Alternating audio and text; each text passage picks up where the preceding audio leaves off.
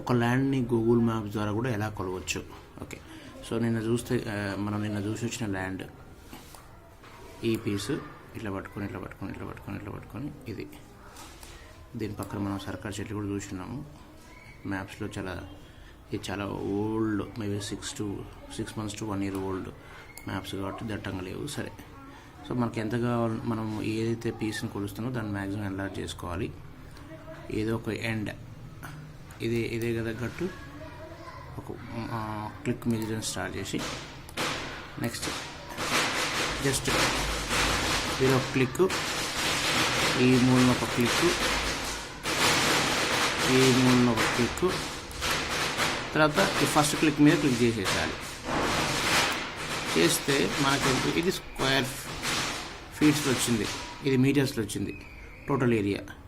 దీన్ని తీసుకొని ఈ స్క్వేర్ ఫీట్స్ని మనము square feets to acres conversion మనకి ఎంత వచ్చిందయ్యా అంటే 2 acres 40 గుంటాస్ వచ్చింది.